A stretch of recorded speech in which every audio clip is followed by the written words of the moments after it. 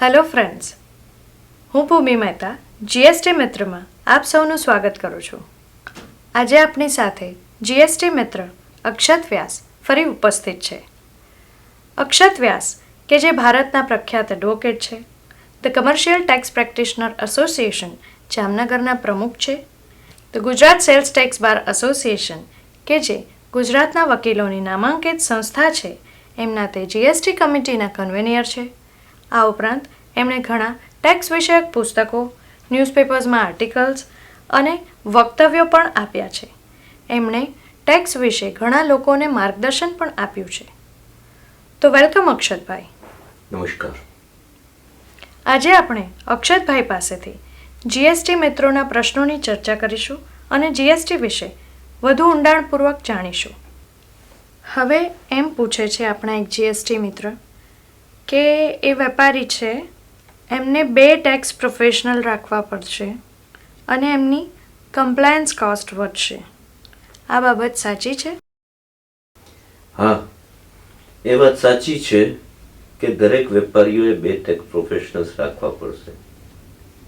એક એમના રિટર્ન ભરવા માટે, એમના વતી અસેસમેન્ટમાં હાજર થવા માટે, એમના દરેક ક્રેડિટ મિસમેચથી માંડીને દરેક નાના કામો ડિપાર્ટમેન્ટમાં રેગ્યુલર ફોલોઅપ લઈને પૂરા કરવા માટે, અને એક માત્ર ને માત્ર જીએસટી હેઠળના ઓડિટ માટે.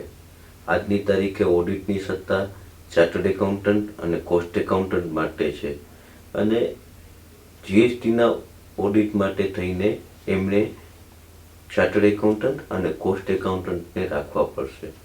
અને એ સિવાયના દરેક કેસમાં દરેક કામો ટેક્સ પ્રેક્ટિશનર અને એડવોકેટ કરી શકશે.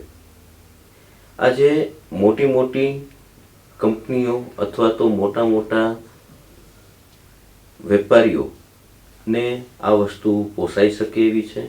નાના વેપારીઓ માટે આ બાબત સ્વીકારવી થોડીક અઘરી છે.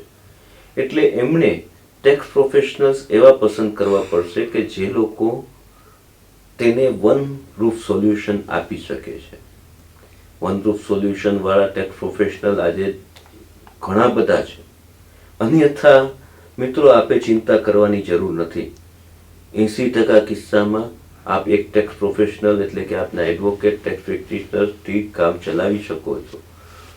માત્ર ઓડિટ માટેના કામ કે જે પણ ઘણી વખત 100માંથી 80 તો ન કહેવાય, પણ કોઈ આંકડો જાહેર કરવો નકામો છે, પણ એ પણ ટેક્સ પ્રોફેશનલ મેનેજ કરી શકે એમ છે.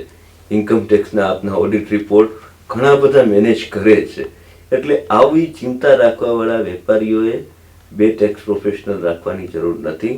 એમના કોઈ પણ એક આઈધર ચાર્ટર્ડ એકાઉન્ટન્ટ ઓર કોસ્ટ એકાઉન્ટન્ટ ઓર એડવોકેટ એમના કામ કરી શકશે અને વ્યવસ્થિત કરી શકશે.